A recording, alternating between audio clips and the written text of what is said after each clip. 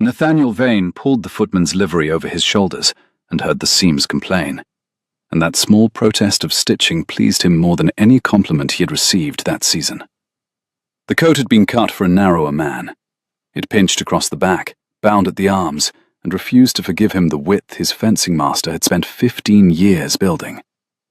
He worked the last button through, with fingers that had never in his life fastened another man's coat, and when he looked at himself in the long glass of the dressing room, borrowed plush, borrowed gloves, his own hard jaw above a collar that did not belong to him, he saw a stranger, a servant, a nobody. Exactly the man he meant to be for the next fortnight. "You will be discovered before noon," said Pelham, who had been the Duke of Calderwood's valet for 20 years, and considered the entire scheme an affront to good order. "Your hands, Your Grace. Forgive me. A footman's hands are not those hands." "Then I shall keep them behind my back, as the good ones do." "And your voice?" "I have a voice for the stables and a voice for the lords. I am told they are not the same man." Nathaniel turned from the glass. "Calder is away in town until the month's end.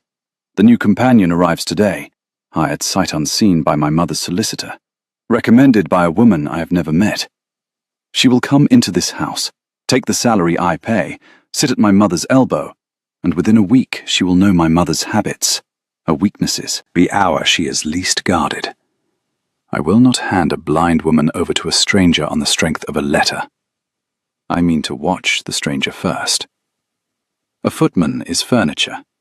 No one performs for furniture." Pelham's silence had a great deal of opinion in it. "Say it," Nathaniel told him. "Your mother, Your Grace, has not been able to see your face for 3 years. She knows you by other means now. She will know you. My mother believes I am in Northumberland, buying a hunter I have no intention of buying. She is expecting her son's footman to be exactly what he appears." He tugged the borrowed glove smooth. "John. I'm John, hired on from the Hartfield house. Try it." "I will not call you John." "You will, or you will give the whole game away with a flinch every time someone in the hall says it. Which is why you will not be here to say it.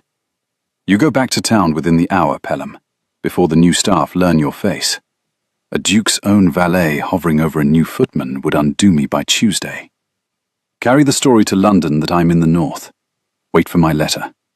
No one in this house knows you, and no one shall." Pelham drew himself up to the precise height that 20 years of service had taught him to deploy as a final objection. "John," he said, as though the word had been left out overnight and gone sour. Below them, the great bell at the gate rang once, and a carriage came up the drive over wet gravel, and the spring rain that had been threatening since dawn finally let itself down in earnest across the parkland of Calderwood Hall. Miss Clara Ainsworth had counted her remaining coins 3 times on the road from the receiving inn, and the count had not improved with repetition. 11 shillings, a clergyman's daughter's whole fortune, and a position she had taken without seeing the house, the lady, or the salary, written in any hand but a solicitor's. She had learned, in the 2 years since her father's living had passed to a stranger and his roof with it, that a woman with 11 shillings does not interview her employers. She accepts. She is grateful. She arrives in the rain in her one good travelling gown, a deep bronze-green wool that had been her mother's and recut twice, and she does not let the housekeeper see that her hands are cold. The carriage stopped. The door opened before she had touched it, and a footman in plum-coloured livery handed her down into the wet without quite meeting her eye, which was correct, and held the great umbrella over her and not himself, which was also correct, and walked her up the steps at a pace exactly half a step slower than her own, which was wrong.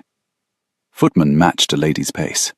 This one set it, the way a man used to leading sets it, and corrected himself a beat too late, falling back so abruptly that the umbrella tilted, and a cold rope of rainwater ran down the back of Clara's neck.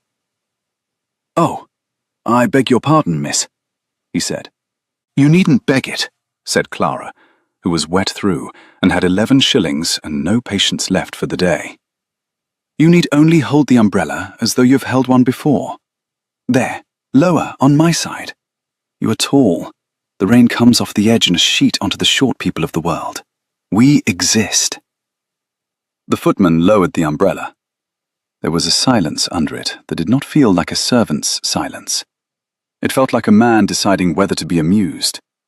And then he said, "Yes, miss," in a voice that was a great deal too educated for the coat he wore, and Clara, who had spent her girlhood among curates and scholars and her father's table of borrowed clergymen, filed the contradiction away without quite knowing why.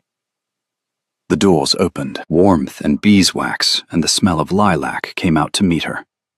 Someone had cut armfuls of it and stood it in jars the length of the hall, white and purple, dripping its scent into the wet air, the petals already browning at their edges in the heat of the fires, a faint sweetness over the sharper smells of wet wool and wood smoke, and the lavender rubbed into the polished oak. And a housekeeper with a chatelaine and a face like a closed account book said, "Miss Ainsworth, you are expected. Her Grace does not care to be kept." "Then we are of one mind already," said Clara, and stepped inside, and did not look back at the footman, though she was aware, the way one is aware of a draught from a door one cannot see, that he watched her go. The Dowager Duchess of Calderwood sat by the fire in the morning room with her back to the window, which surprised Clara, until she understood. A woman who cannot see does not sit to face the light. She sits to feel it on the side of her face and know the hour. The Dowager was perhaps 60, upright as a fire iron, in dove-grey silk with a single ring on her right hand, and her eyes, pale, clouded, beautiful in the way that very still water is beautiful, moved toward the door a half-second before Clara's foot crossed the sill. "You walk lightly," the Dowager said, "and you stopped in the hall to smell the lilac. I heard you stop. Most people walk through it as though it were wallpaper. Come here, where I can hear you better. Sit. Not there.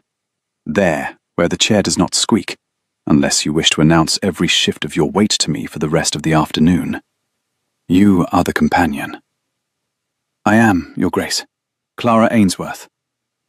Ainsworth, a clergyman's name. "My father was rector of Stoke Marling in Dorset." Was. The Dowager's clouded eyes did not move, but something in her face did. "You have buried him recently." 2 years, Your Grace." "And your mother before, by the way you said his name and not hers. And no brother, or you would not be here. And no fortune, or you would be home." The old woman lifted her chin. "Forgive me.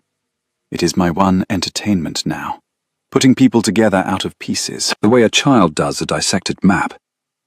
I am very rude with it. I shall be rude with you for a fortnight, and then either we shall be friends, or you shall write to the agency and tell them I am impossible. Which is true? Give me your hand."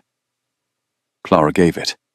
The Dowager's fingers, dry and quick and astonishingly strong, ran over Clara's palm, her knuckles, the pads of her fingers, the small old callus where a pen had ridden for years. "You write a great deal," the Dowager said. "And you have darned your own gloves. And you are not afraid of me, which the last 3 were, the silly creatures, as though blindness were a contagion one might catch by sitting close. Yes, you will do." She released the hand. "Now ring the bell. We will have tea, and you will tell me everything you mean to lie to me about over the coming weeks, so that I may have the pleasure of catching you in it later." Clara rang the bell. A footman came, the tall one, the one from the rain. John, his name turned out to be, called so by the housekeeper in the hall with a snap, and set the tray, and the Dowager turned her face toward him as he set down the pot. "You are new," she said. "Yes, Your Grace. John, Your Grace. On from the Hartfield house." The Dowager said nothing for a moment. Her clouded eyes rested on the middle distance, somewhere past his plum-coloured shoulder. Clara, watching, saw the old woman's mouth move very slightly, as though she had tasted something and was deciding what it was. "John," the Dowager said at last, pleasantly. You set a tray down like a man putting a sword on a table. Soften it. There is no one here you need impress with the weight of your own arm. And she smiled, a small, private, perfectly unreadable smile, and turned back to Clara, and the footman went out, and Clara thought no more of it. Then, than that the old lady missed nothing she could hear. She would think of it a great deal more later. The thing about being furniture, Nathaniel discovered, was that furniture worked.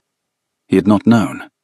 He had run the estate, the seat, 4 lesser properties, a London house, and a place in the Lords for 11 years, and he had genuinely not known that a footman carried colds up 3 flights before the family woke, that the polishing of a single epergne took an hour, and the skin off 2 knuckles, that one stood, simply stood, against a wall, for the length of a dinner one was forbidden to eat, until the arches of one's feet sang. By the second day, his admiration for the men he paid had become a kind of shame. By the third, he had ruined a pair of his own gloves, dropped a sauce-boat he caught an inch from the carpet, and been told by the under-butler, a man named Sturgis, who did not know he was speaking to his master, that he was willing but soft, and will harden you or will lose you, my lad, and I'd as soon harden you, for you've a civil tongue. Thank you, Mr. Sturgis, said the Duke of Calderwood, and meant it more than he had meant most things. But the part he had come for, the watching, that he could do. He carried the coal scuttle, and he watched. He set the trays, and he watched. And what he watched, hour by hour, was the slow disproof of every suspicion that had put him in this coat. He had expected a companion to flatter. Clara Ainsworth did not flatter. When the Dowager declared, on the second morning, that the Italian poets were all of them frauds excepting Dante, and that she would hear no argument, Clara said, "Then I shall make the argument anyway, Your Grace, and you may have the pleasure of not hearing it," and read her Petrarch until the old woman fell asleep smiling. He had expected a companion to manage, to steer a rich blind widow gently toward the companion's own comfort. Clara did the opposite. She refused to wrap the Dowager in wool. She let her pour her own tea and spill it and swear at it. She walked her out into the wet garden over the housekeeper's objections. "She will take cold, miss." "She will take cold, sitting indoors resenting the door, Mrs. Felden, which is worse." And stood the old woman in the middle of the lilac walk and said, "There, now you are in it, not beside it." And the Dowager had lifted her ruined eyes to the rain and breathed in until her whole frame shook. And Nathaniel, raking gravel 40 feet away because Sturgis had set him to it, had to turn his face to the hedge. The rain came soft and grey and smelled of turned earth and bruised lilac. It beaded on the old woman's grey silk and ran down the rake-handle cold under his blistered palms. Somewhere, a thrush sang the wet morning open. The gravel hissed under the rake. The whole drenched garden breathed lilac at them, sweet and heavy, and almost too much. The scent a blind woman could drink when she could no longer see the blooms that made it. He had come to guard his mother from a stranger. He had not reckoned on the stranger guarding his mother better than he did. "You, John." Clara's voice, behind him in the lilac walk. He had not heard her cross the gravel. She walked lightly. The Dowager had said so, and it was true. He was learning the truth of every small thing the old woman had heard in their first hour. He turned, rake in hand, and remembered to lower his eyes a beat too late. "Miss?" "Her Grace wishes to go to the lake, and Mrs. Felden wishes her to die of a chill indoors first, and the 2 wishes have reached an impasse that requires a third party of no opinion and considerable arms." "You have considerable arms." Clara looked at him, frankly, the way she looked at everything, as though appraising a horse she could not afford. "You also have a footman's coat and a fencing master's shoulders, and a way of standing as though you expect a room to arrange itself around you. And I have not decided what to make of that, so I shall make nothing of it for now. Bring the chair with the cane seat. Mind the wheel, it sticks." She turned and walked back toward the house, and Nathaniel stood holding the rake, with the curious sensation of a man who has spent his whole life being read by people who flatter their reading, and has just, for the first time, been read by someone who did not care whether the reading pleased him. He brought the chair. He minded the wheel. He admitted to the hedge, in some difficulty. The trouble with watching a person, Clara had always found, was that a person watched back. Not all of them, of course. Mrs. Felden did not watch, she accounted. Sturgis, the under-butler, did not watch. He supervised. The other servants moved through the house at the particular angle of people who have learned that to be seen is to be given more work. And Clara, who had been one of them in spirit, if not in livery, these 2 years, knew the angle and respected it. But the tall one watched. John. He watched her the way a man watches a chess problem he has set himself, and the watching would have offended her.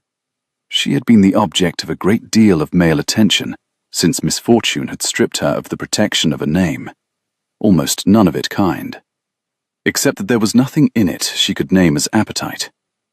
He watched as if he were trying to solve her, as if she were a contradiction he could not file. Which was rich, Clara thought, considering the silver. She had seen it on the 3rd day, when she came down early to fetch the dowager's shawl, and found the new footman in the breakfast room with the canteen open, counting the place settings against a list, and he had counted them in a murmur, and the murmur had numbers in it the way an educated man's numbers came. Primus, secundus. No, that was her own ear inventing Latin. But the rhythm of him counting was the rhythm of a man who had been taught to count by a tutor and not by a butler. Considering the books, she had found a volume of Tacitus left open on the bench by the boot room, face down, spine cracked at a passage on the corruption of provincial governors, and no footman in England read Tacitus on his half-hour. And when she had picked it up and turned to put it on the shelf, John had come in, seen it in her hand, and gone perfectly still, a stillness so complete and so quickly mastered that it told her more than a confession. Considering the way he said her name, or rather, the way he did not. He said Miss, with a small downward inflection, the way a gentleman says it to a woman he has not yet been introduced to and means to be, not the flat Miss of a man whose whole world is below the green baize door.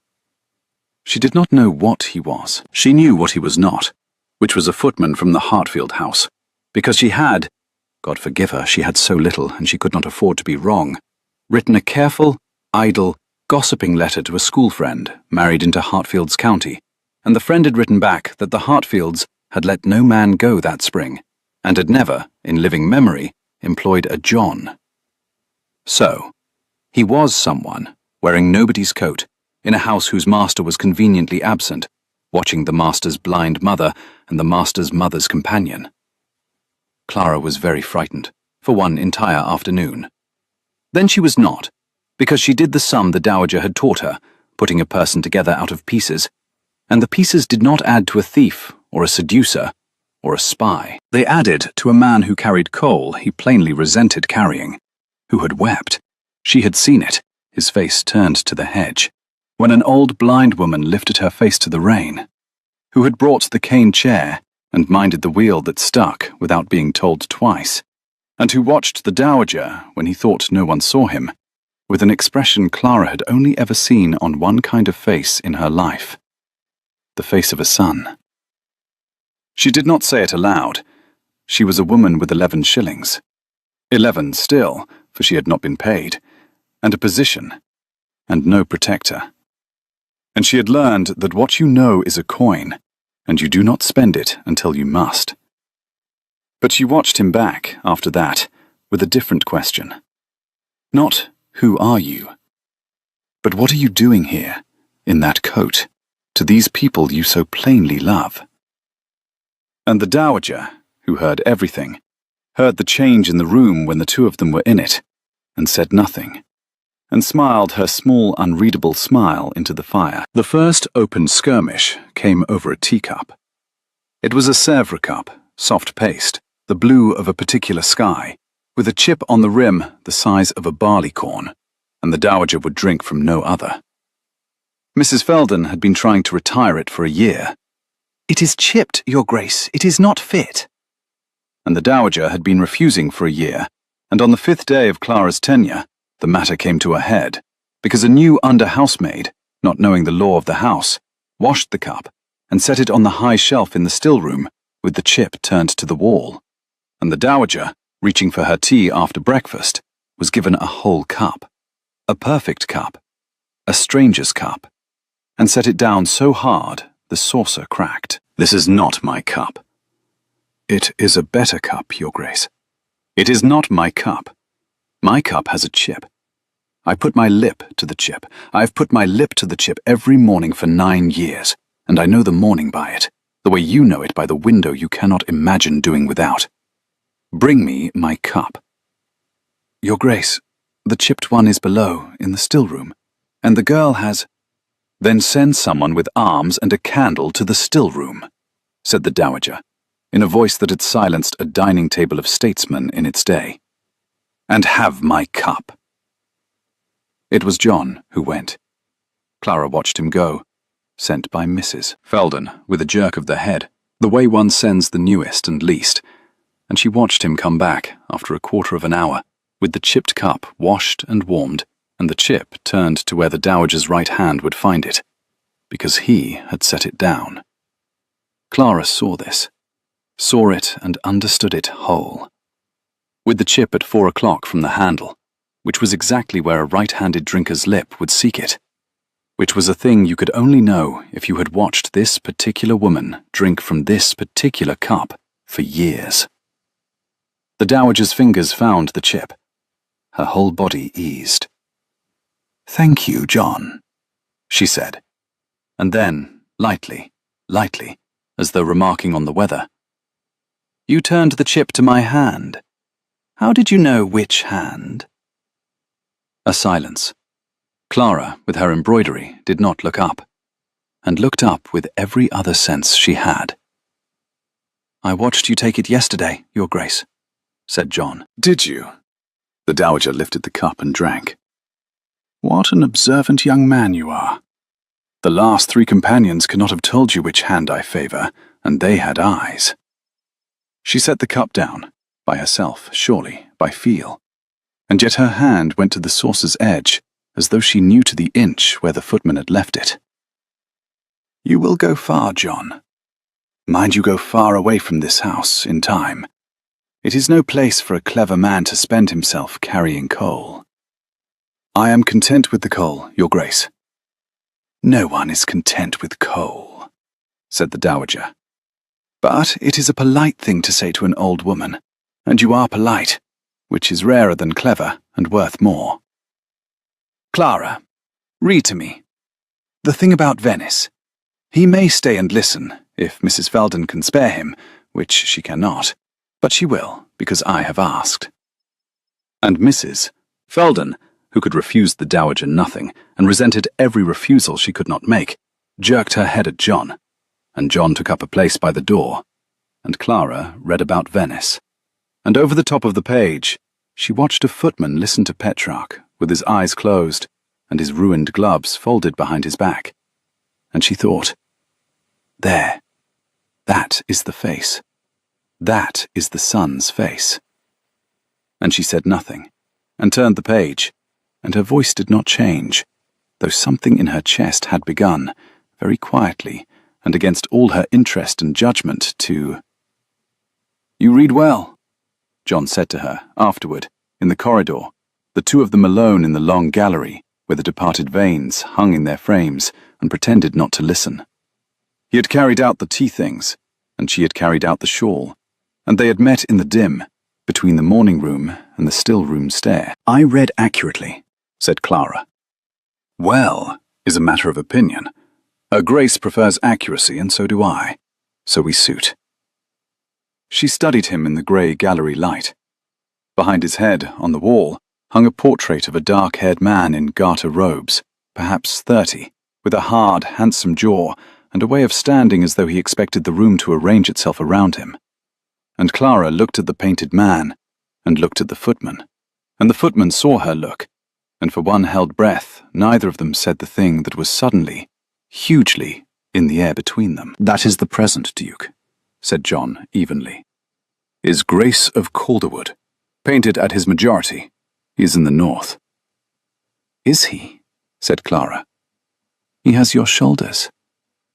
Footmen are chosen for their shoulders, miss. We are bought by the inch, like ribbon.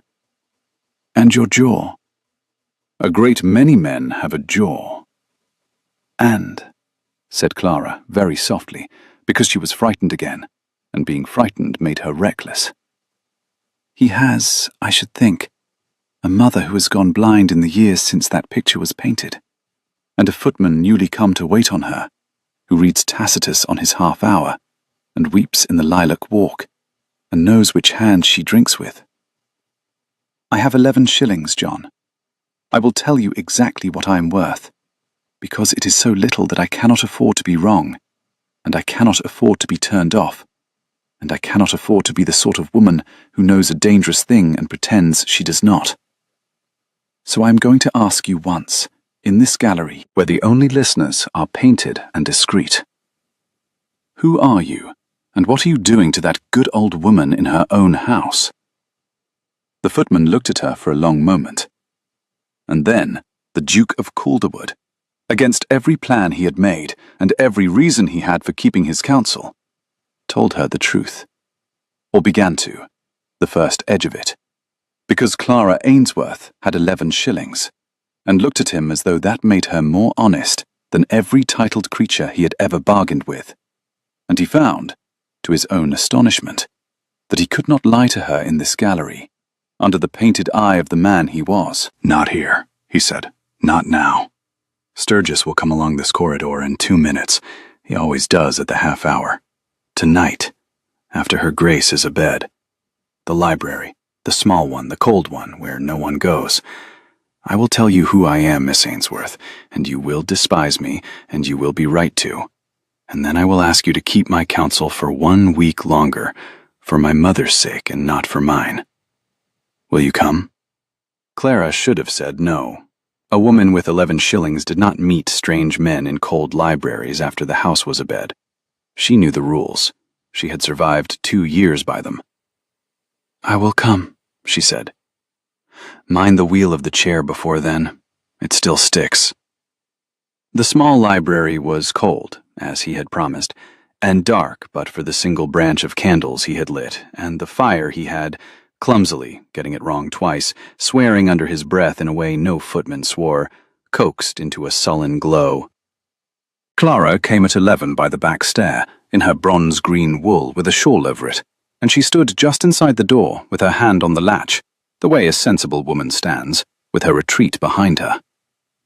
"Well," she said. "Tell me. I have left the door open, and Mrs. Felden sleeps light, and I scream remarkably loud for a clergyman's daughter. So let us both proceed in the comfort of those facts." "You will not need to scream." He set down the poker. He had taken off the plum coat.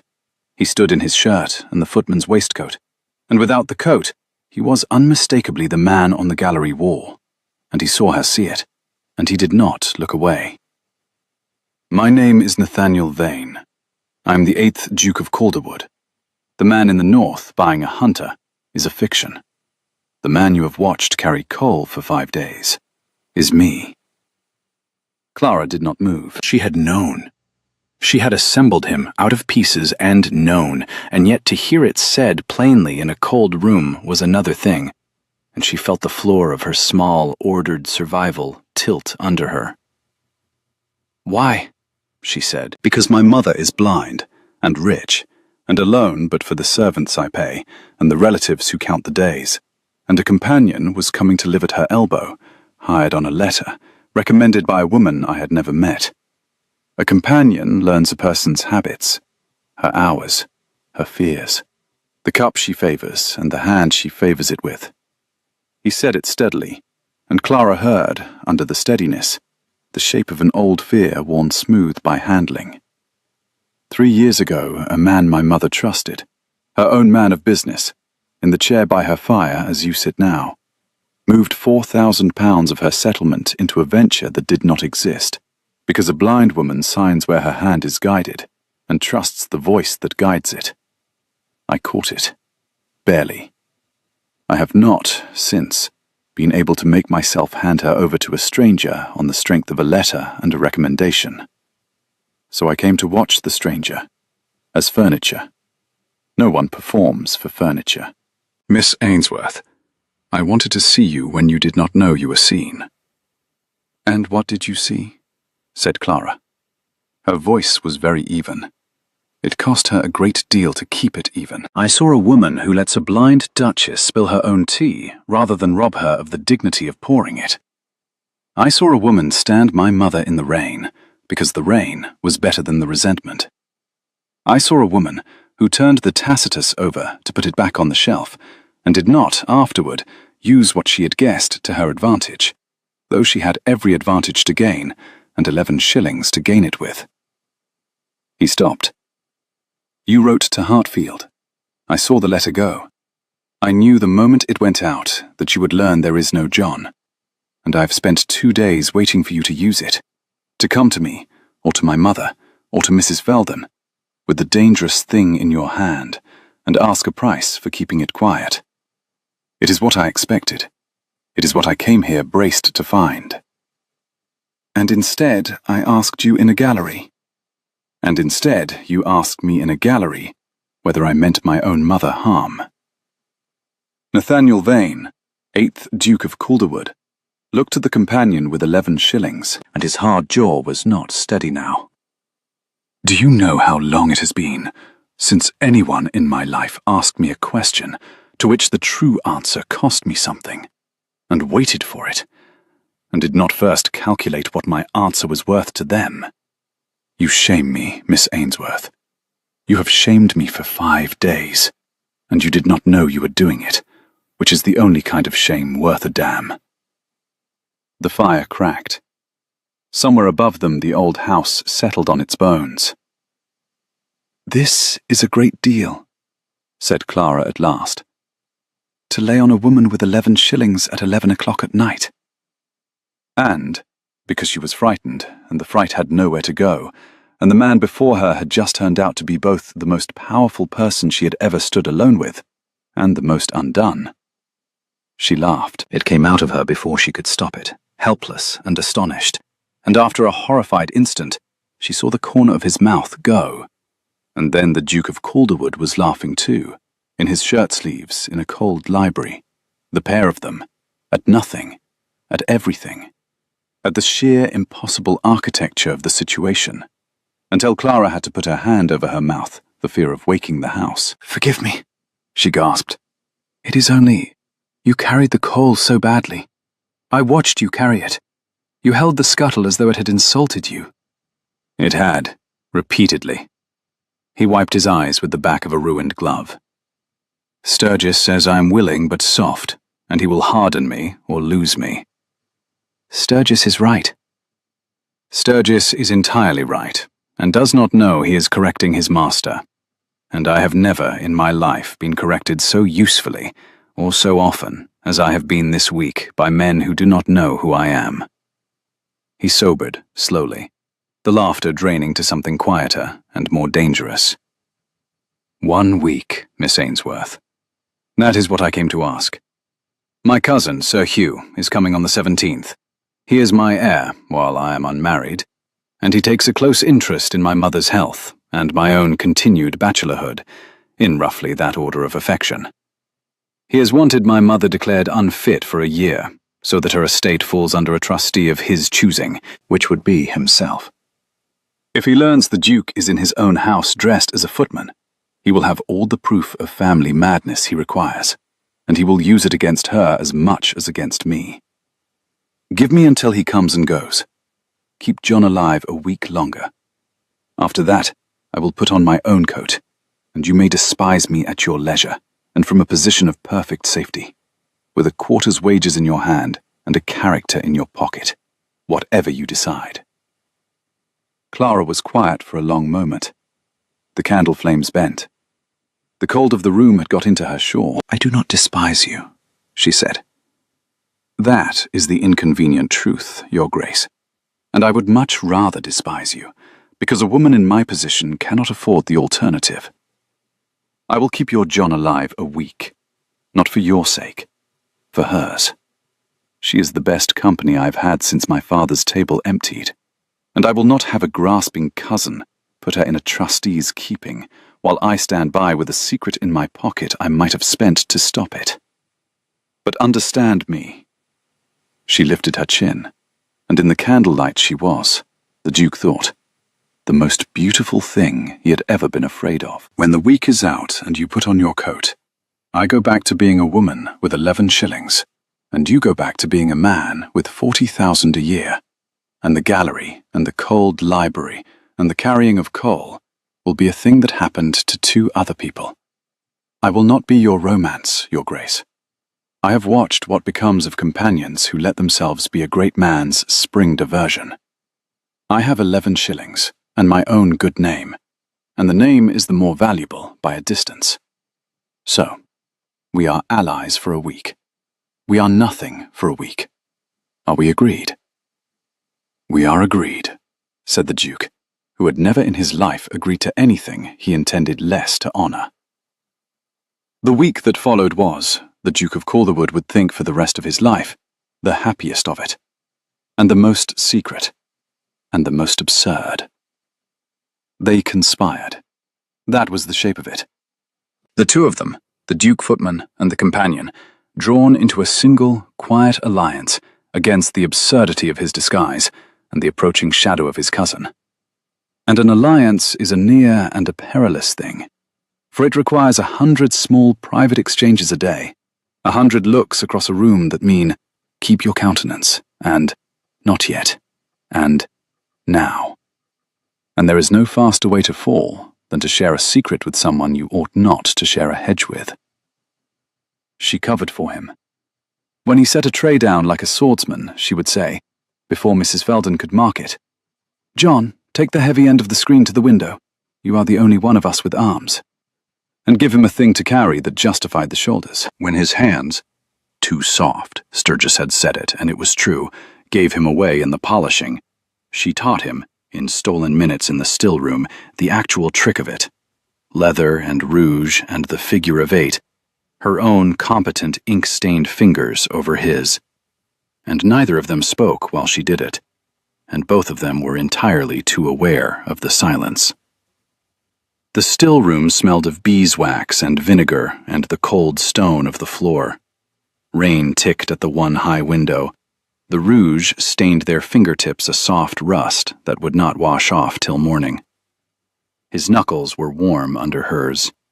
The single tallow candle hissed and guttered and threw their 2 shadows long and unsteady up the whitewashed wall, and Clara watched the shadows so that she need not watch the man, and watched the man in the shadows instead, which was worse. He learned her, in return, the way she had been learning the dowager, out of pieces. That she hid bread in her napkin and gave it to the kitchen cat, who was nobody's, and therefore hers. That she had 3 handkerchiefs, and one was her mother's, and she did not use it, only carried it.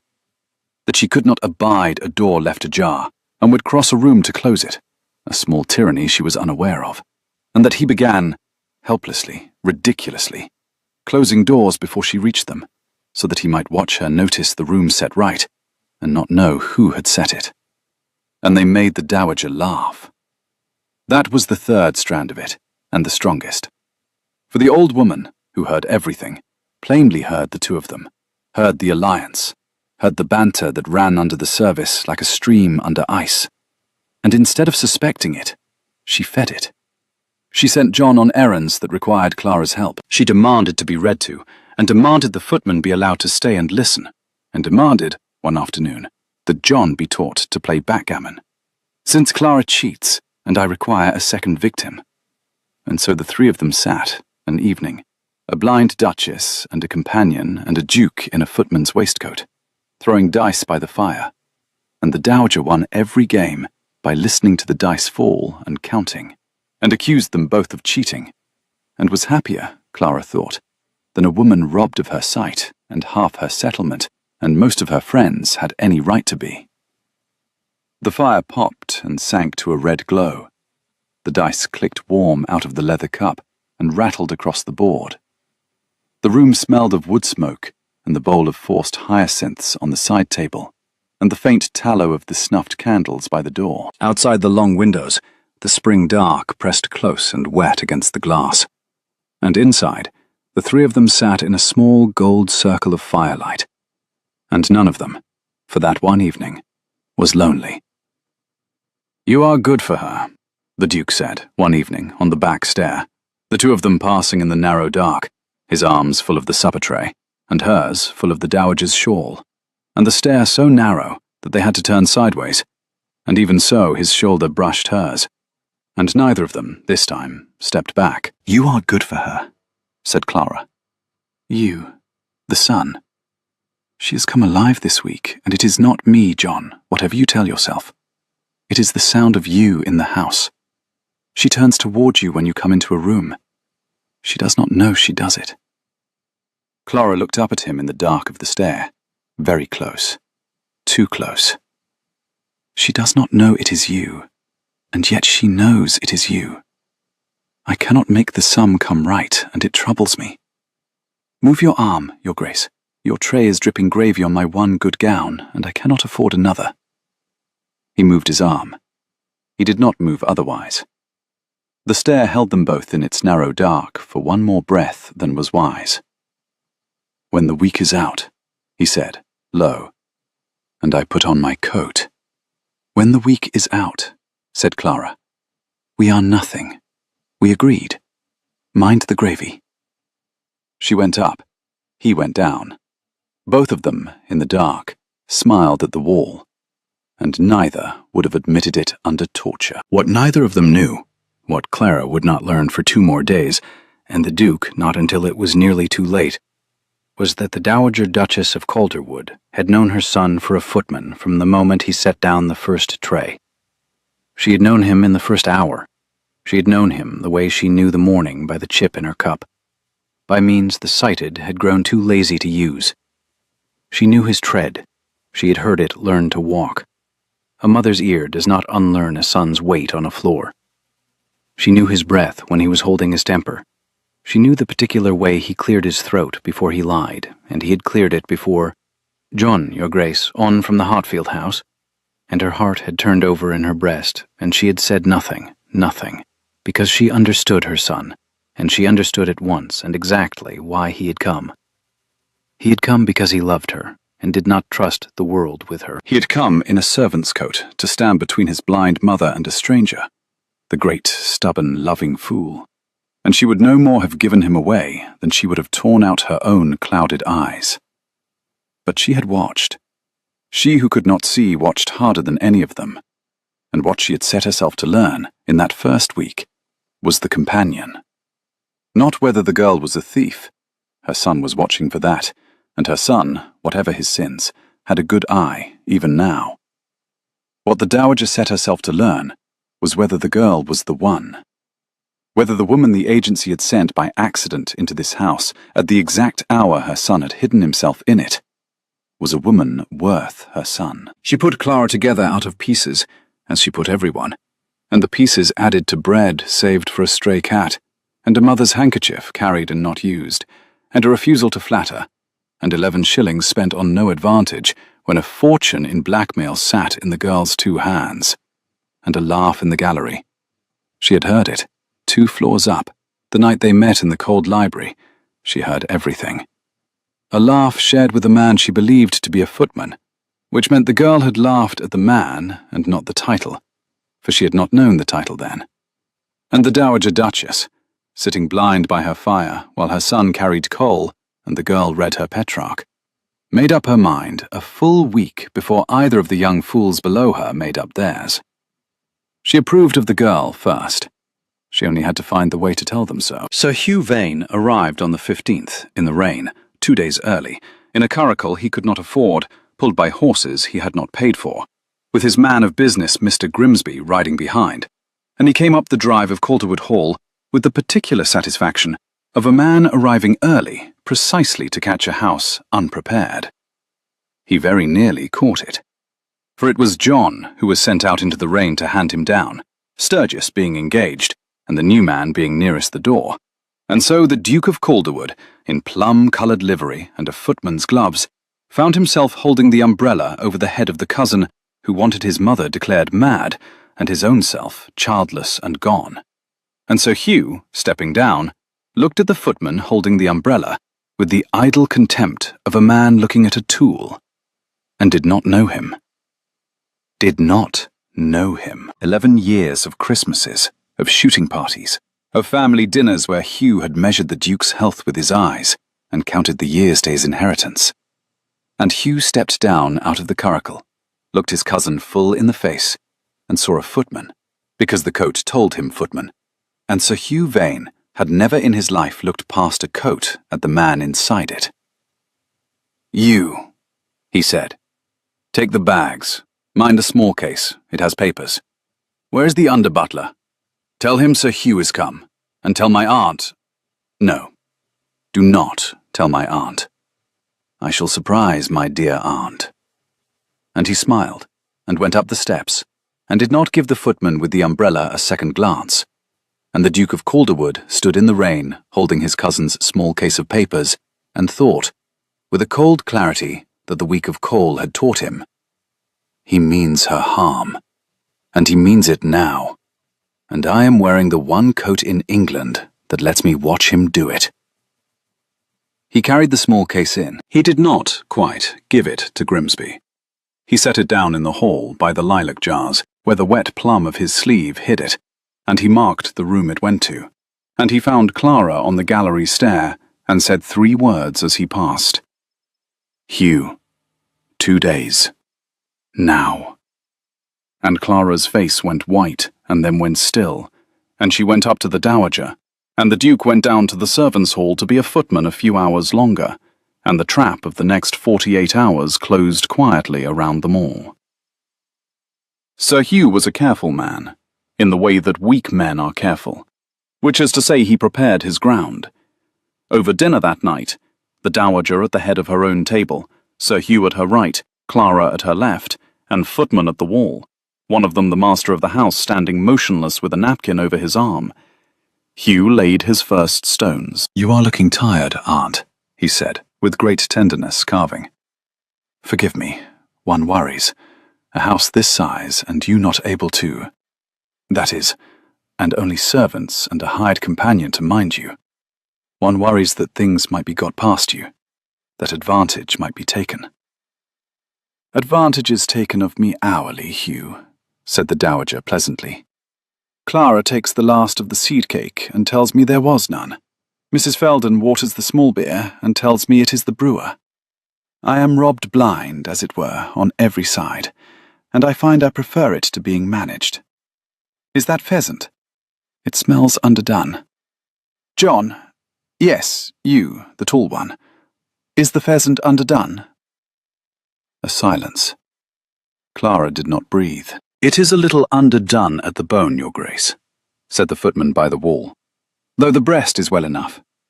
"There," said the dowager, "an honest man. They are commoner below stairs than above, Hugh, in my experience. Sit down, John. You make the room nervous standing there like a caryatid. No, fetch the other decanter first. The cellar will not have sent up the good one with company in the house.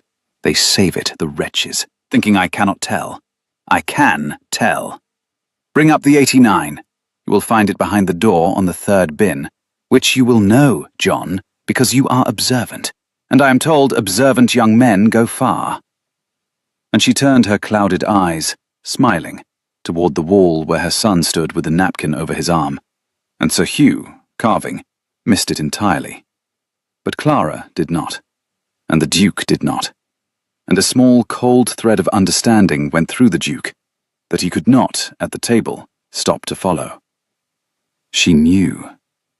The thought arrived whole. His mother knew which bin held the 89, knew it was a thing only the house's master knew it, and had set it as a question to a footman across a dinner table in front of the cousin who wanted her certified mad, and had done it smiling. But there was no time to follow the thread, because that night the trap sprang. Clara woke at 2 by the sound of a door. She who could not abide a door ajar woke to the click of one being opened with great care, 3 rooms off, the muniment room where the dowager's papers were kept, and she was up and into her wool and out before she had decided to be, a candle shielded in her hand, because a woman with 11 shillings sleeps lightly and trusts her own ear. The muniment room door stood open. Mr. Grimsby was inside, with a dark lantern and the dowager's dispatch box open before him, and a paper half drawn out. And Sir Hugh stood at the window with his back to the door, murmuring, "The settlement man, the original, not the copy. The original has her signature, and the witness is long in his grave, and I can have a second deed drawn in a week that says the trust was always meant to." "It says nothing of the kind," said Clara from the doorway, with her candle up and her voice perfectly clear. "And you will put it back, Sir Hugh, this instant, or I shall wake the house." Two men in a dark room turned to look at one woman in a doorway.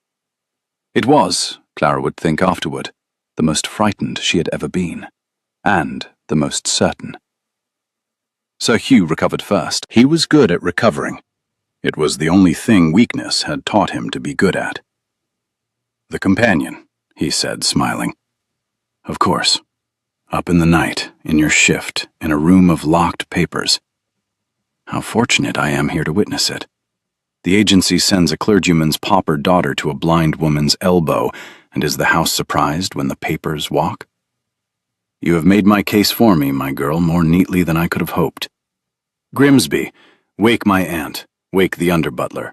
Let them find the thieving companion in the muniment room with the dispatch box open, and we shall see whose word a magistrate." "Wake the whole house," said a voice from behind Clara, low and even and absolutely without fear. "By all means, Hugh. I should like them all to see this." And the Duke of Calderwood came forward out of the dark of the corridor into the candlelight, in his shirt sleeves and his footman's waistcoat, with his own face on, and his cousin, Sir Hugh Vane, looked at the footman who had held his umbrella in the rain, and saw, at last, 11 years too late, the man inside the coat, and went the colour of tallow. "Nathaniel," he whispered. "Sir Hugh." The Duke walked into the room and took the half-drawn settlement out of Grimsby's slack hand, and looked at it, and put it back in the box, and closed the box. "You will be glad to know your aunt is not mad.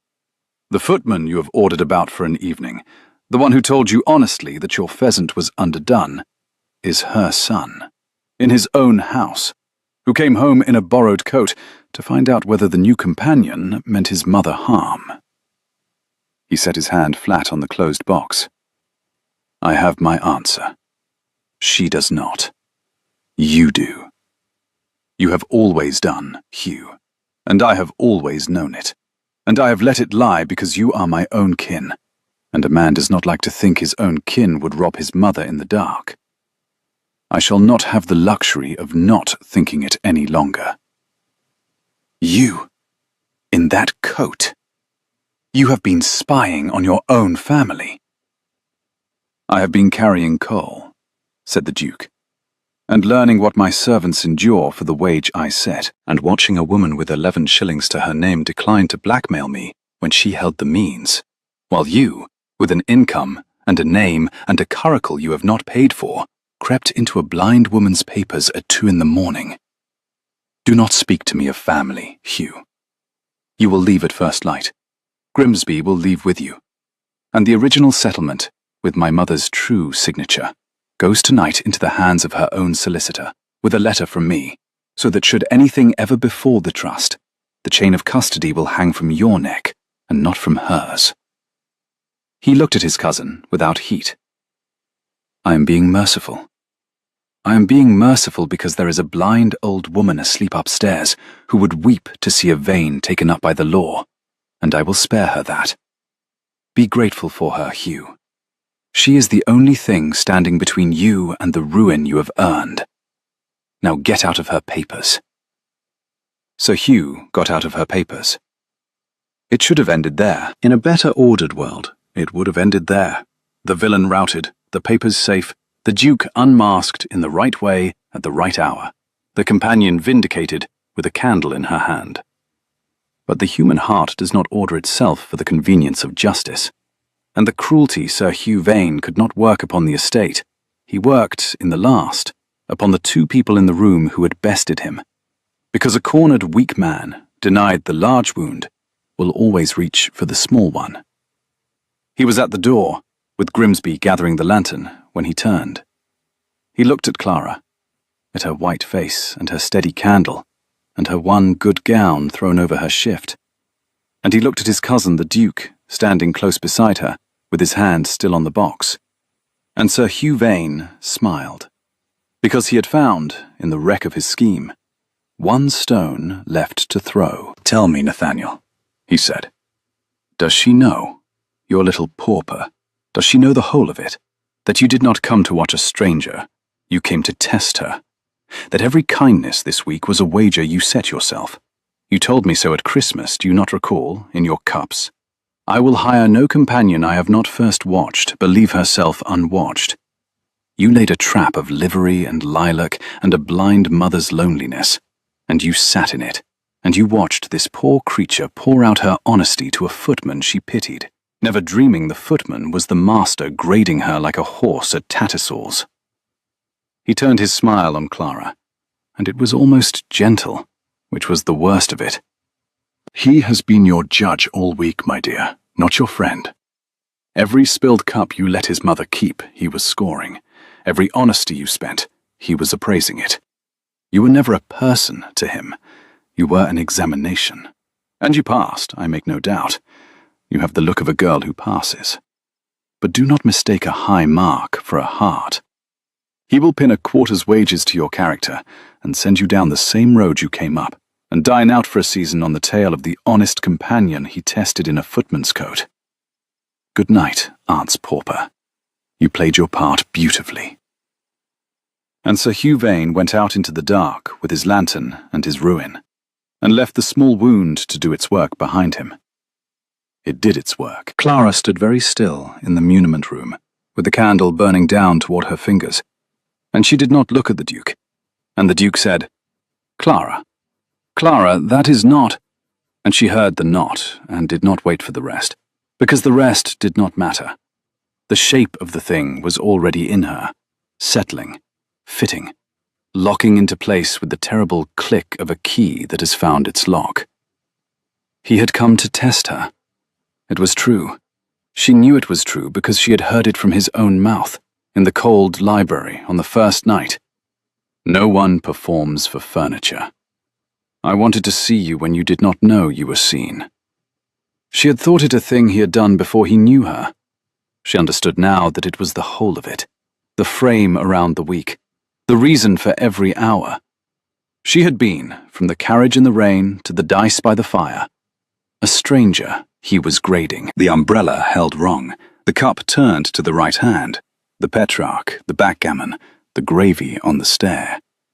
A man had been scoring her the entire time, a great man, the greatest she had ever stood beside, and she had poured out to him the only thing she owned, her honesty, her unguarded self. The laugh in the gallery she had given freely to a footman she pitied, and he had been weighing it, the whole while, against a standard she had not known she was being held to. She had been an examination. She had been a horse at Tattersall's. She had passed, and the passing was the worst of all, because it meant the kindness had been real enough to score, and never real enough to keep. He had made a study of her.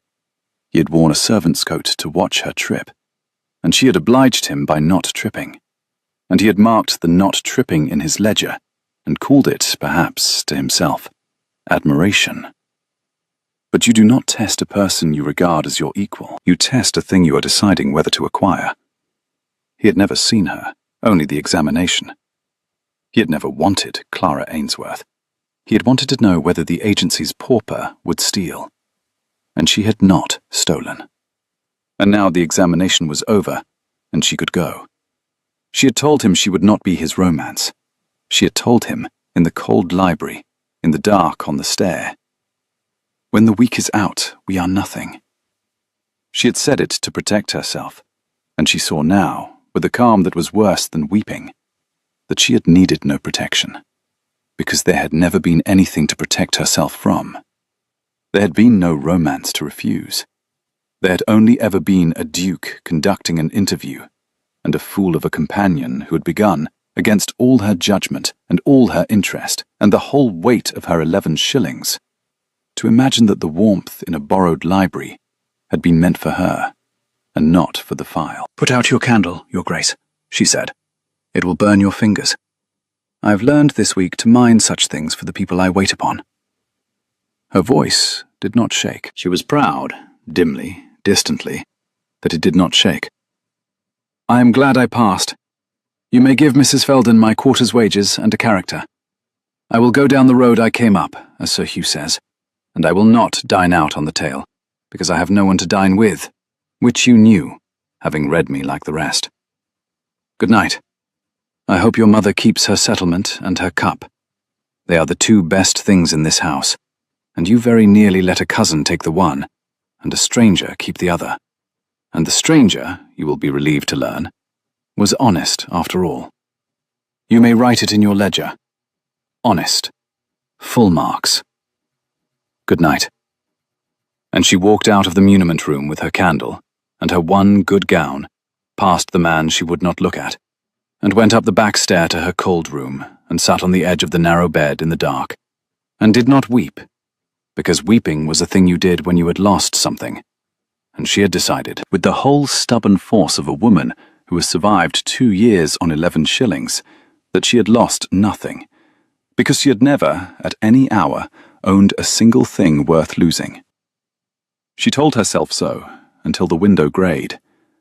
She did not, in the end, believe it, but she told herself so. And a person can live a long time on a thing she does not believe, if she tells it to herself in a steady enough voice. The Duke of Calderwood did not sleep at all. He stood in the muniment room until the candle Clara had not let him hold burned itself out in his own hand and stung him, and he welcomed the sting. And then he went down to the servants' hall in the grey before dawn, and took off the plum coat for the last time, and folded it, and laid it on the bench where Sturgis would find it. And he sat in his shirt-sleeves at the long deal table where he had eaten a week of servants' suppers. And he understood, slowly, in the cold, the full extent of what his cousin had done to him, with a single true sentence wrongly framed. For it was true. He had come to test her. He could not unmake the truth of it. It was the seed of the whole week, and it had been a contemptible seed, and he had known, even as he planted it, that there was something in it unworthy of a man who claimed to love honesty. He had dressed honesty as suspicion, and called it prudence. He had set a trap of livery and lilac, exactly as Hugh said, and a blind mother's loneliness had been the bait in it, and a clergyman's daughter with 11 shillings had walked into it, and been, every hour, more decent than the man who set it. And somewhere in the week the test had stopped. He could not have named the hour. Perhaps the gallery, perhaps the cold library, perhaps the narrow stair with the gravy and the held breath, perhaps the simple sight of her standing his mother in the rain. Somewhere the grading had ended, and the loving had begun. And he had not marked the changeover, because he had been too happy to keep accounts. But Clara could not know that. Clara had only Hugh's frame, that the kindness had been a wager, and the warmth a file, and herself an examination. And the dreadful thing, the thing he sat with in the cold, was that he could not prove the changeover. There was no document for it. There was no settlement, no signature, no witness. He had spent the week telling her in 100 small ways that he saw her, and now, when it mattered, he had nothing to show her but his word. And his word was the word of a man who had, by his own confession, worn a lie for a coat for a week. He could not buy his way out of this. That was the new and terrible arithmetic of it. He was a man with 40,000 a year and a seat in the Lords and 4 estates, and there was not, in the whole of it, a coin that would purchase back the thing he had broken. Because the thing he had broken was her belief that the warmth had been free. You cannot pay a person for proof that you were not pricing them. The very offer is the wound repeated. What was left to him, then, was the one currency he had spent the week pretending to do without. Not money. Cost, a real cost, paid in the one coin a duke hoards above all others, and a pauper cannot be given. His own standing, spent in public, in front of the people whose good opinion was the air he breathed, with no calculation of return. He sat in the cold, and he worked out what it would cost, and the sum was very high. And he found, somewhat to his surprise, that he was glad it was high, because a low cost would have been one more thing she could grade and find wanting. And then, because there was one person in the house who had known him for a footman from the first tray and said nothing, he went up, in the grey dawn, in his shirt-sleeves, and knocked at his mother's door. "Come in, Nathaniel," said the Dowager Duchess of Calderwood, who was awake and sitting up and had been waiting. "Come in, and sit where the chair does not squeak, and tell me how badly you have managed it. I heard most of it. I hear everything. It is the only advantage they left me, and I have made it a good one. Sit. You have made the girl believe she was a wager."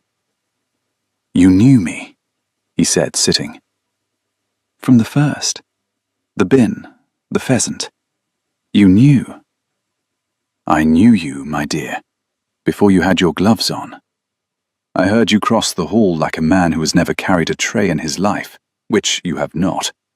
And I heard you clear your throat before you told me your name was John, which is the same throat you cleared before you told me, aged 9, that you had not been in the orchard with the apple still in your hand." Her clouded eyes found him with terrible accuracy. "I said nothing because I understood you. You came in a fool's coat to stand between me and the world, because you love me and do not trust the world with me. And you were right not to, Nathaniel. For the world sent Hugh to my papers at 2 in the morning, and the world also sent that girl, by the same blind accident, to my elbow. And one of the two was the worst thing the world has done to this house in a year, and the other was the best. And you, my clever, stupid son, have spent the night confusing them. She thinks... I know what she thinks. She thinks she was an examination. And the cruelty of it, my dear, the real cruelty, is that you began it as one. You cannot tell her you did not, because you did, and she will hear the lie in your throat the way I do, for she has learned to listen the way I listen. I've watched her do it all week. She reads a room the way I read one. She is the first person to come into this house since I went dark, who does not perform for me because she cannot be bothered. And you know what that is worth, Nathaniel, to a blind old woman. It is worth more than the settlement Hugh tried to steal. I made up my mind about her on the 3rd day. I approved of her before either of you knew your own hearts. I have only been waiting, this week, for the pair of you to be as clever as a blind woman. And you have disappointed me, and I'm too old to wait much longer. So I shall tell you what to do, and you shall do it, because I am your mother, and I cannot see, and you owe me that much." "Tell me," said the Duke. So she told him. And the Duke of Calderwood listened to his blind mother the way he had not listened to anyone in 11 years. And when she had finished, he took her dry, strong hand and put his face against it, the way he had as a boy. And she felt that his jaw was not steady, and she was satisfied. "Now go," she said. "And Nathaniel, wear your own coat. She has had quite enough of the other one. And bring lilac." She stopped in the hall to smell it on the first day.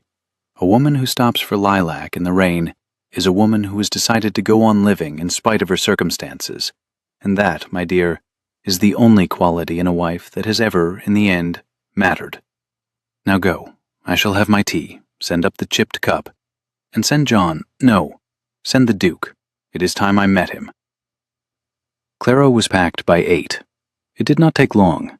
A woman with 11 shillings travels light. Her whole life went into the one box that had come up the drive with her, the 3 handkerchiefs, the recut gown she stood in, the bronze-green wool brushed and folded, her father's sermons that no one would ever read again and she could not leave behind. She made her bed with the corners square, because she had been raised to leave a room better than she found it, and she went down the back stair with her box, and she did not go to the morning room to say goodbye to the dowager, because she could not. Because that goodbye was the one thing in the house that would break the steady voice she had been keeping herself alive with since 2 in the morning. And she had a road to walk, and a steady voice was the only thing she had to walk it with. She went out by the garden door to avoid the hall and the lilac, and the garden door let her out by the lilac walk, which she had forgotten, and she stopped. She could not help it. Her body stopped before her will could forbid it. In the white and purple drift of it, in the wet morning, exactly where she had stood the dowager a week before, and said there, "Now you are in it, not beside it." And the Duke of Calderwood was standing in the lilac walk, in his own coat, with an armful of cut lilac dripping in his arms, waiting for her, because his mother had told him she would come this way, because his mother knew the girl would not be able to face the morning room, because his mother, blind, knew the whole geography of 2 hearts better than either heart knew itself. Clara stopped. She set down her box. "Your Grace," she said, "I am leaving by the garden to spare us both the hall. You need not have come. The character and the wages may be sent after me to the receiving inn. I find I would rather not." "I have not come to give you a character," said the Duke. "I have come to give you the truth, and I have come to give it to you in the one way you cannot grade, which is at a cost to me you can see with your own eyes. Will you let me before you walk? You owe me nothing. I am asking it as a debt I owe you, and not as one you owe me." Clara looked at him. The lilac dripped. His arms were full of it, and he looked, she thought distantly, absurd. A duke in his proper coat holding a hedge. And her treacherous heart turned over at the absurdity, exactly as it had turned over at a footman who carried coal badly. And she hated it for turning. And it turned anyway. "Say it then," she said. "But say it quickly. The inn coach goes at noon, and I have 11 shillings and no margin for the next one." "You will not need the coach," he said, "but I will say it quickly, because you have asked me to, and because I have learned this week that you mean exactly what you say, which is the rarest thing I have ever encountered, and I was too great a fool to know its worth until I had broken it." He took a breath. "Hugh told you the truth. I came to test you. I will not stand in this lilac and tell you I did not, because you would hear the lie in my throat, as my mother hears every lie in mine, and I will not begin the truth with a lie. I came to test you. I dressed suspicion as prudence, and a blind woman's loneliness was the bait, and you were the quarry. And it was contemptible, and I knew it was contemptible while I did it, and I did it anyway, because I have lived 11 years among people who want something from me, and I had forgotten there was any other kind. And so I treated the first honest person I had met in a decade as a problem to be solved, instead of a soul to be met. That is the truth. That is the whole shameful truth, and I will not soften one corner of it for you." "Then we are agreed," said Clara, "and I may go." "I have not finished. You asked me to be quick. This is me being quick, for me. Hold the lilac." And he put the whole dripping armful of it into her arms, so that she had to take it or let it fall, and her hands closed on the wet stems before her pride could stop them, and the scent of it came up around them both. "There, now your hands are full, and you cannot leave without setting it down, and I have bought myself 30 seconds, which is a low trick, and I am not above low tricks where you are concerned, I have discovered. Here is the part Hugh did not know, because Hugh cannot conceive of it, because it has never happened to Hugh, and it had never happened to me. Somewhere in the week, Clara, the test ended. I cannot tell you the hour. I have sat up all night trying to find the hour, and I cannot, because I was too happy to keep the account. Perhaps it was the gallery. Perhaps it was the cup turned to my mother's hand. Perhaps it was a sentence you said on a stair about gravy.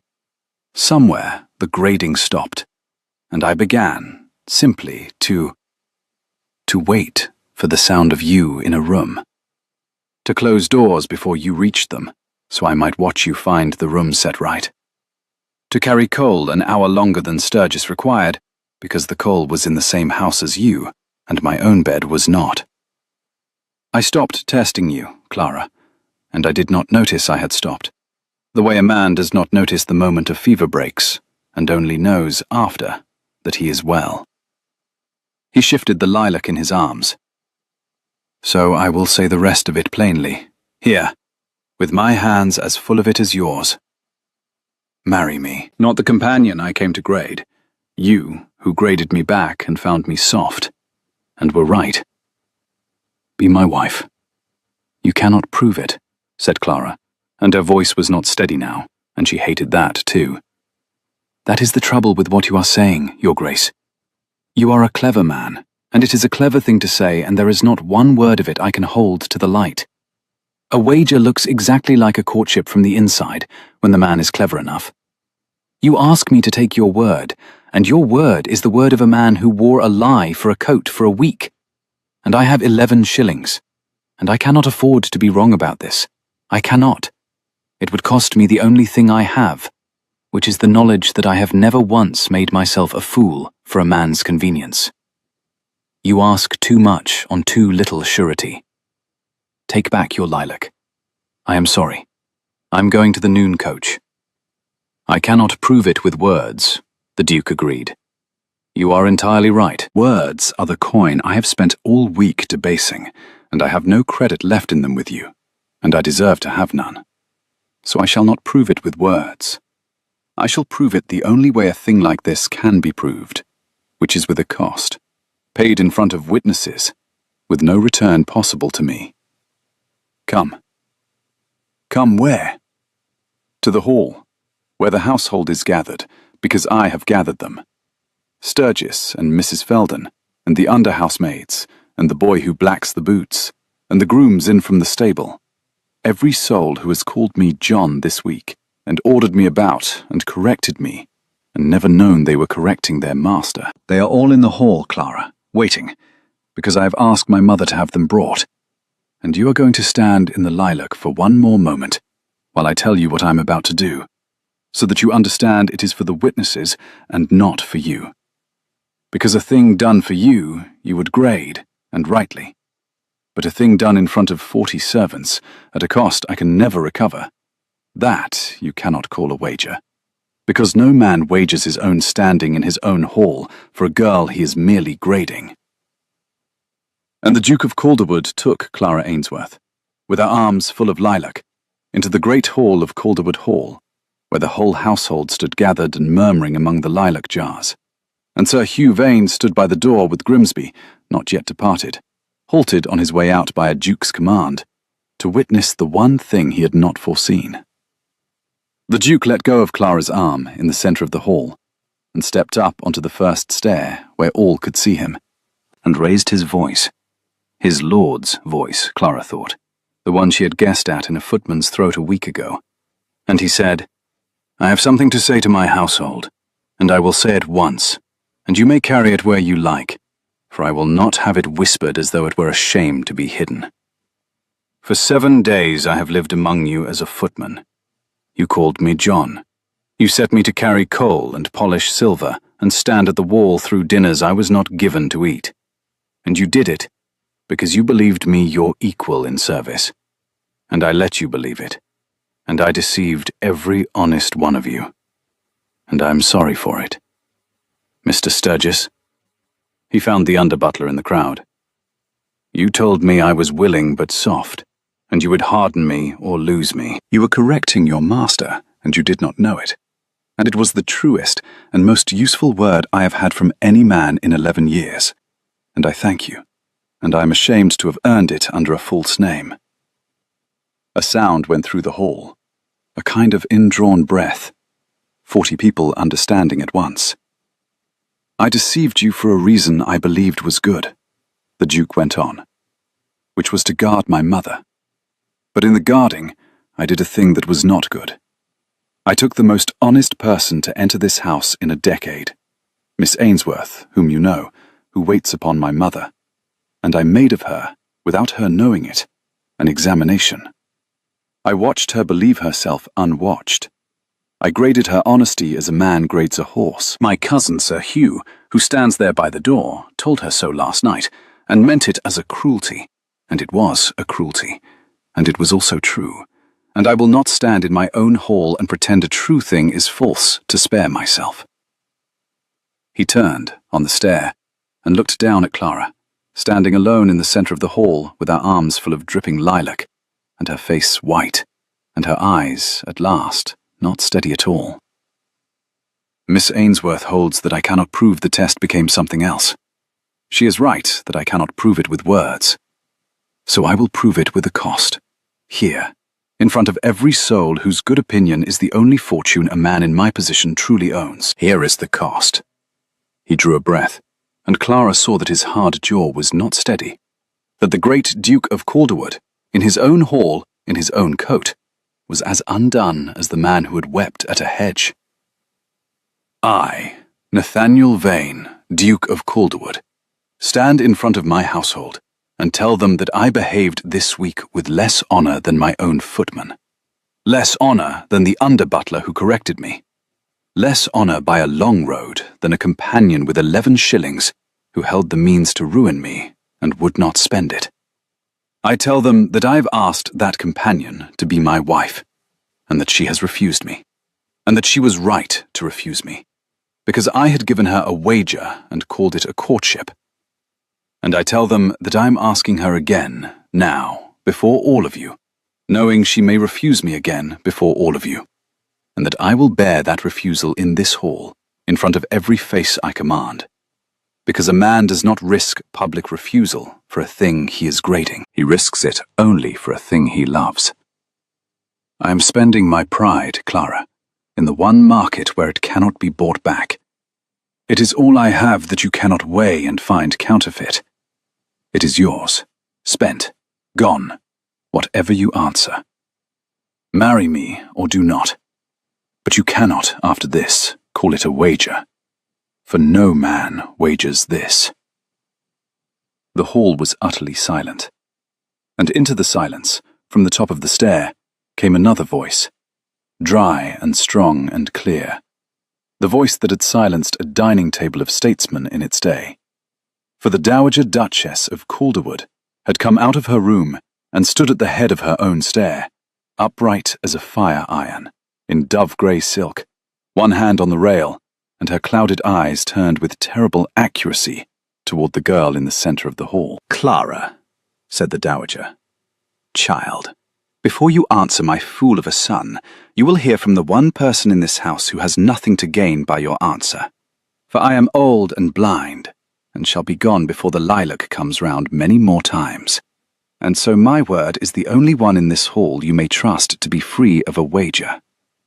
She came down one step, sure-footed, who knew her own stairs to the inch. I knew him for my son the moment he set down the first tray. I have known it all week. I said nothing, because I understood why he came, and I forgave it, because he is a fool, but he is my fool, and he came out of love. But I did not approve of my son this week, Clara. I withheld my approval, that he had not earned it, and a mother who gives her approval unearned does her son no kindness. I gave my approval this week to one person in this house, and I gave it on the third day, long before either of you was as clever as a blind woman, and I gave it to you. I chose you, child, not for his sake, for my own, because you stood me in the rain rather than rob me of the weather, and let me spill my own tea rather than rob me of the pouring, and read me Petrarch you did not believe in because I asked, and never once in a week performed for me, because you could not be troubled to flatter a blind old woman. And do you know, Clara, in 3 years of darkness you are the first who met me and not my affliction. I made up my mind about you before my son made up his, and I am telling you so, here, in front of them all, so that when you answer him, you will know that whatever a wager is worth, you were wanted in this house by someone who set you no test at all. Now, The clouded eyes did not waver. I have said my piece. The rest is yours. But the lilac in your arms, child, was cut by my son at dawn because I told him you stopped to smell it on the day you came. And a woman who stops for lilac in the rain has decided to go on living. And that is the only thing in a person that has ever, in the end, mattered. Answer him as you like. But answer the man, Clara, not the test. The test is over. I heard it end on the stair the night of the gravy. I hear everything. And Clara Ainsworth stood in the centre of the great hall of Calderwood Hall, with her arms full of dripping lilac cut at dawn, with 40 servants holding their breath, and a routed cousin frozen by the door, and a duke on the stair who had just spent his pride in the one market where it could not be bought back, and a blind old woman who had chosen her on the 3rd day before anyone had asked her to. And she understood, at last, with the calm that comes after a long fright passes, that the thing she had been protecting herself from was not a danger, but a gift, and that she had so little practice at being given things that she had nearly walked to the noon coach rather than learn how. She did not weep. She had decided, at 2 in the morning, that she would not weep, and she was a woman who kept her word, even to herself. Even now. But she crossed the hall to the foot of the stair, with the lilac in her arms, and she looked up at the Duke, and she said, in a voice that the whole hall could hear, and that did not, this time, trouble to be steady, "You carried the coals so badly." "I did." "You held the umbrella wrong, and set the trays down like a swordsman, and you cannot light a fire to save your life, and you wept at a hedge, and you have just spent your whole pride in front of your own household for a woman with 11 shillings. And that, Your Grace, is the single most foolish transaction I have ever witnessed. And I was raised by a clergyman to abhor a bad bargain." She climbed the first stair, so that they stood level, the lilac crushed between them, its scent rising. "But I find I cannot grade it. I have turned it every way, and held it to the light, and there is no angle from which it reads as a wager. And I have been trying, Nathaniel. I have been trying very hard, because it is far safer to refuse you than to believe you. And I have just discovered that I am done at last with being safe. I have been safe for 2 years. It is a cold country. Yes. The answer is yes. Not to the Duke. To the man who carried the cold badly and meant it. Him I will marry. The Duke may come along, I suppose, as he appears to be attached. And the great hall of Calderwood Hall, which had not made a sound in 5 minutes, made a great deal of sound all at once. And Sturgis, the under-butler, was heard to say, "Well, I'll be—" and I told him he was soft. And Mrs. Felden was discovered to be weeping into her chatelaine, and accounting it to the lilac, and the boy who blacked the boots cheered before he could be stopped, and was not, in the event, stopped. And at the head of the stair, the Dowager Duchess of Calderwood turned her clouded eyes toward the ceiling, and let out a breath she seemed to have been holding for 3 years. And Sir Hugh Vane went out of the door, and down the steps, and into his unpaid-for curricle, and out of the story, which had no further use for him. They were married in the village church at Calderwood, when the lilac came round again the next spring, which was not so long to wait as it sounds, and the Dowager Duchess lived to see it, to hear it, rather, every sound of it, the church bell and the gravel, and her son's voice gone unsteady on the vows, and the new Duchess's voice perfectly steady on hers, for Clara had got her steadiness back, and used it now for better purposes than survival. The Dowager sat in the front pew in dove-grey silk, and turned her face to the warmth coming through the south window, and knew the hour by it. And when the rector, a young man newly come to the living, who did not know the whole tale, and thought he was marrying a duke to a gentlewoman of modest fortune, which, in a sense, he was, the fortune being 11 shillings and a refusal to flatter, when the rector said the words, the Dowager's hand found, in her lap, the chipped Sèvres cup she had insisted on bringing, against all sense, to a wedding, and her thumb settled on the chip, and she smiled. Afterward, there was no great breakfast, for Clara would not have one. "We will feed the household first, Nathaniel, and the village, and then ourselves, in that order, for that is the order in which they have earned it." And so the servants of Calderwood Hall, who had called their master John for a week, and would never quite finish teasing him for it, sat down to the wedding feast before the family did, with Sturgis at the head of the deal table, where the Duke had once eaten a servant's supper, and the Duke himself carried in the first dish to them, in his own coat, and set it down. Clara watched him do it, from the doorway, and laughed aloud, like a swordsman putting a blade on a table, and a hall full of servants groaned and threw bread at their master, and the Duke of Calderwood, 40,000 a year and a seat in the Lords, ducked the bread and grinned like a footman. In the years that followed, there were children at Calderwood, and they were taught very early and very firmly that the surest way to make their grandmother laugh was to creep up on her in stockinged feet and try to reach her chair before she named them, and that they never once managed it. Not one of them. Not ever.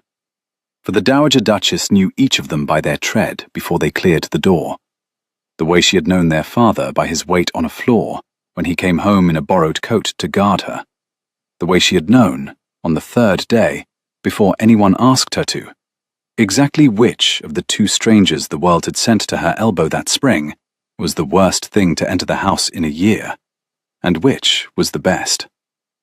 She told the children the tale, when they were old enough, on winter evenings by the fire, with the chipped cup in her hand. She told it always the same way, and it always ended the same way, with the same line, which the children would chant along with her because they had learned it by heart, that their father had put on a servant's coat to test a stranger, and had been so busy testing her that he had not noticed himself falling in love, the great fool, but that his blind old mother had noticed, sitting quietly by her fire, hearing everything, had heard the test die on the stair the night of the gravy, had chosen the girl on the third day, and had only had to wait and wait and wait for the two cleverest young people in the county to become, at last, as clever as a woman who could not see. And every spring, when the lilac came round, the Duchess of Calderwood, who had once owned 11 shillings and a good name, and counted the name the more valuable, and counted it so still, cut an armful of it in the wet morning,